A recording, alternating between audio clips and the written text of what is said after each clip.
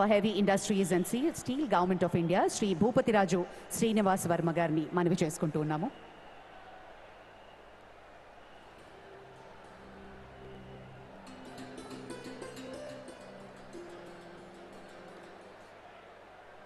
भारत माता की,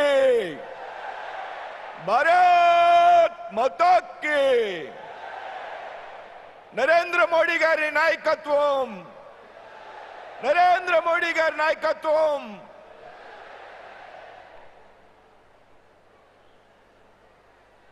ఆంధ్రప్రదేశ్ రాష్ట్ర ప్రజలు అత్యంత ప్రతిష్టాత్మకంగా భావించినటువంటి భోగాపురం అల్లూరి సీతారామరాజు అంతర్జాతీయ విమానాశ్రయాన్ని ప్రారంభించడానికి ఇచ్చేసినటువంటి ప్రీతమ నేత, భారతదేశపు ప్రగతి ప్రదాత, భారతదేశాన్ని ప్రపంచంలో విశ్వగురువుగా నిలబెట్టడానికి నిరంతరం కఠోర పరిశ్రమ చేస్తున్నటువంటి మన ప్రీతమ ప్రధాని శ్రీ నరేంద్ర మోడీ గారికి, అదేవిధంగా రాష్ట్ర ముఖ్యమంత్రి చంద్రబాబు నాయుడు గారికి, రాష్ట్ర గవర్నర్ అబ్దుల్ నజీర్ గారికి, ఆంధ్రప్రదేశ్ గోవా గవర్నర్ శ్రీ అశోక్ గజపతిరాజు గారికి, రాష్ట్ర ముఖ్యమంత్రి శ్రీ పవన్ కళ్యాణ్ గారికి, కేంద్ర పౌర విమానయాన శాఖ మంత్రి, కేంద్ర పౌర విమానయాన శాఖ మంత్రి, ఉత్తరాంధ్ర జిల్లాల ముద్దుబిడ్డ అయినటువంటి రామ్మోహన్ నాయుడు గారికి, అదేవిధంగా మా మిత్రుడు సహచరుడు కేంద్ర మంత్రి అయినటువంటి పెమ్మసాని చంద్రశేఖర్ గారికి, స్థానిక పార్లమెంట్ సభ్యులు అప్పలనాయుడు గారికి, స్థానిక శాసనసభ్యురాలు సోదరి శ్రీమతి లోకం మాధవ్ గారికి, వేదిక మీద ఆశీస్సులైనటువంటి జిల్లా మంత్రులకు, ప్రజాప్రతినిధులకి అందరికీ కూడా హృదయపూర్వక నమస్కారం తెలియజేస్తున్నా. వేదిక మీద ఉన్నటువంటి, వేదిక ముందు ఉన్నటువంటి అశేష ప్రజానీకానికి హృదయపూర్వక నమస్కృతులు తెలియజేస్తున్నా.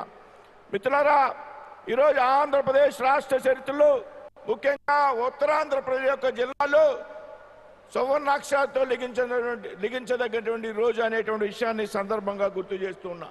నవ్యాంధ్ర ప్రయాణంలో ఇదొక కీలకమైనటువంటి మైలురాయి అనేటువంటి విషయాన్ని ఈ సందర్భంగా ప్రస్తావిస్తున్నా.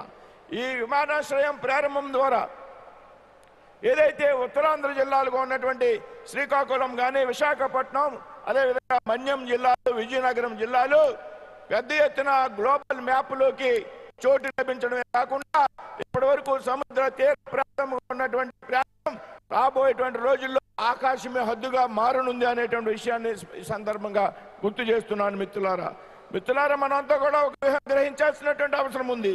2024లో మూడోసారి ప్రధాన మంత్రిగా బాధ్యతలు స్వీకరించినటువంటి శ్రీ నరేంద్ర మోడీ గారు ఆంధ్రప్రదేశ్ రాష్ట్ర అభివృద్ధిని ఆయన భుజ స్కంధాల మీద వేసుకుని రాష్ట్ర ముఖ్యమంత్రి చంద్రబాబు నాయుడు గారు, ఉప ముఖ్యమంత్రి పవన్ కళ్యాణ్ గారి సారథ్యంలో యువ నాయకుడు లోకేష్ గారి యొక్క సామర్థ్యంతో పెద్ద ఎత్తున ఆంధ్రప్రదేశ్ రాష్ట్రాన్ని అభివృద్ధి పదంలో నడిపిస్తున్నటువంటి సంగతి మీరంతా కూడా గ్రహించాలి. మిత్రులారా, ఆంధ్రప్రదేశ్ రాష్ట్రానికి కొన్ని లక్షల కోట్ల రూపాయలు మంజూరు చేసి పెద్ద ఎత్తున ఆంధ్రప్రదేశ్ అభివృద్ధికి ప్రాధాన్యతనిస్తున్నటువంటి ప్రధాని నరేంద్ర మోడీ గారు అనేటువంటి విషయాన్ని సందర్భంగా గుర్తు చేస్తున్నాను. మిత్రులారా, అదేవిధంగా భారత ప్రధానమంత్రిగా మూడోసారి బాధ్యతలు స్వీకరించాక నరేంద్ర మోడీ గారు ఆంధ్రప్రదేశ్ రాష్ట్రానికి రావడం ఇది 6వ పర్యాయమైనటువంటి సంగతి. ఈ 6 పర్యాయాలలో 3 పర్యాయాలు కేవలం ఉత్తరాంధ్ర జిల్లాలకు మాత్రమే వచ్చారు. అంటే ఆంధ్రప్రదేశ్ అభివృద్ధి మీద, ఉత్తరాంధ్ర జిల్లాల యొక్క అభివృద్ధి మీద ఆయనకు ఉన్నటువంటి చిత్తశుద్ధిని తెలియజేస్తుంది అనేటువంటి విషయాన్ని ఈ సందర్భంగా గుర్తు చేస్తున్నాను. మిత్రులారా, అదేవిధంగా ఈరోజు మనం ప్రారంభించుకున్నటువంటి విమానాశ్రయం గురించి దాదాపు 5,000 కోట్ల రూపాయలతో అత్యాధునికమైనటువంటి టెక్నాలజీతో నిర్మించినటువంటి విమానాశ్రయం రాబోయేటువంటి రోజుల్లో ఏటా 60 లక్షల మంది ప్రయాణికులకు సేవ కలుగజేస్తుంది అనేటువంటి విషయాన్ని ఈ సందర్భంగా గుర్తు చేస్తున్నాను మిత్రులారా. అంతేకాదు ఏడాదికి 20,000 మెట్రిక్ టన్నుల యొక్క కార్గో రవాణా సామర్థ్యం కారణంగా ఈ ప్రాంతంలో ఉన్నటువంటి వ్యవసాయ ఉత్పత్తులు కానీ ఆక్వా ఉత్పత్తులు కానీ ఫార్మా ఉత్పత్తులు కానీ నేరుగా విదేశాలకి అగుమతి చేసేటువంటి ఒక హబ్బుగా రాబోయేటువంటి రోజుల్లో ఈ ప్రాంతం అభివృద్ధి చెందుతుంది అనేటువంటి విషయాన్ని తెలియజేస్తున్నాను మిత్రులారా. అదేవిధంగా 2014లో ప్రధానమంత్రిగా బాధ్యతలు స్వీకరించిన శ్రీ నరేంద్ర మోడీ గారు దేశంలో మౌలిక సదుపాయాల యొక్క అభివృద్ధి మీద పెద్ద ఎత్తున దృష్టి పెట్టినటువంటి సందర్భాన్ని మనంతా కూడా గమనించాలి. ఈరోజు దేశంలో పెద్ద ఎత్తున ఇన్ఫ్రాస్ట్రక్చర్ డెవలప్మెంట్ జరుగుతూ ఉంది.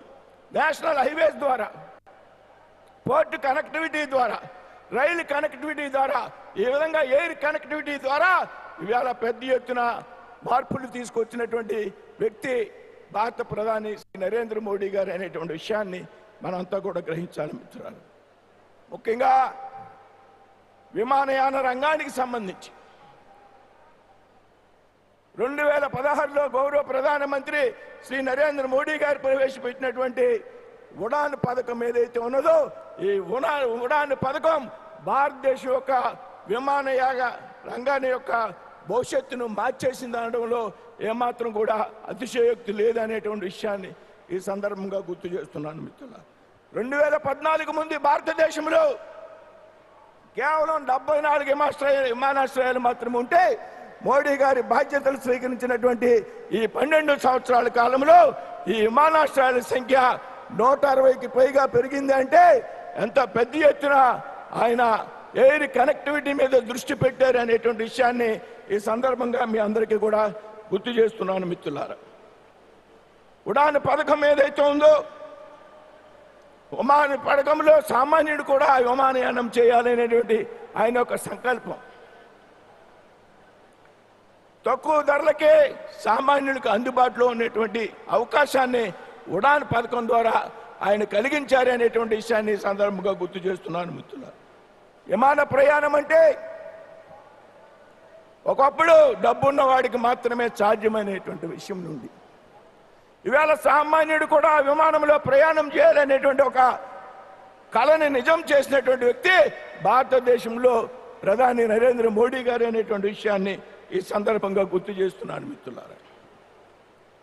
అంతేకాదు గౌరవ ప్రధానమంత్రి శ్రీ నరేంద్ర మోడీ గారు ఏప్రిల్ 27, 2017 షిమ్లాలో ఉడాన్ పథకం కింద మొదటి విమానానికి జెండా ప్రారంభించినప్పుడు ఆయన చెప్పినటువంటి స్ఫూర్తిదాయకమైనటువంటి మాటలు నాకు ఇంకా గుర్తున్నాయి మిత్రులారా. ఆవేళ ఆయన మొదటి విమానానికి జెండా ఊపి ప్రారంభించినటువంటి సందర్భంలో హవాయి చెప్పులు వేసుకుని తిరిగేటువంటి సామాన్య ప్రయాణికుడు కూడా, సామాన్య పౌరుడు కూడా ఈ భారతదేశంలో విమానయానం చేయాలి, ఇది నా కళ అని ఆనాడు ప్రధానమంత్రి గారు చెప్పిన విషయాన్ని మనం అంతా కూడా ఈ సందర్భంగా గుర్తు చేసుకోవాల్సి. ఈరోజు జరుగుతున్నటువంటి విమానాశ్రయ ప్రారంభోత్సవం మోడీ గారి ఆశయ సాధనకు ఆయన యొక్క निदर्शन से आनंद माननीय प्रधानमंत्री नरेंद्र मोदी जी 27 अप्रैल 2017 को शिमला में उड़ान योजना की पहली उड़ानों को हरी झंडी दिखाते समय हम आपके प्रेरणादायक शब्द है। हवाई रहने वाला नागरिक भी हवाई जहाज में दिखे, ये मेरा सपना है। आज इस एयरपोर्ट का यह उद्घाटन आपके विजन और प्रतिबद्धता एक शानदार उदाहरण प्रस्तुत करता है। मित्रुलारा సామాన్యులకు అందించాలన్నా సామాన్య ప్రజలు విమానయానం చేయాలన్నా ఎవరికి నాలాంటి ఒక సామాన్య కార్యకర్తని కేంద్ర మంత్రిని చేయాలన్నా అది కేవలం నరేంద్ర మోడీ గారికి సాధ్యమైంది అనేటువంటి విషయాన్ని సందర్భంగా ప్రస్తావిస్తున్నా। माननीय प्रधानमंत्री मोदी जी, सामान्य लोगों को पद्म पुरस्कार देना हो, आम जनता हवाई जहाज की यात्रा करना हो या फिर मुझ जैसे एक सामान्य कार्यकर्ता को पहचान कर मंत्री बनना हो, ये सब केवल आपके नेतृत्व में ही संभव हो पाया है। ऑनरेबल प्रेसिडेंट मिनिस्टर,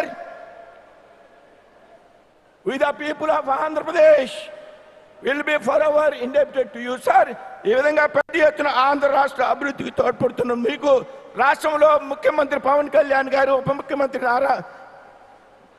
ముఖ్యమంత్రి చంద్రబాబు నాయుడు గారు, ముఖ్యమంత్రి నారా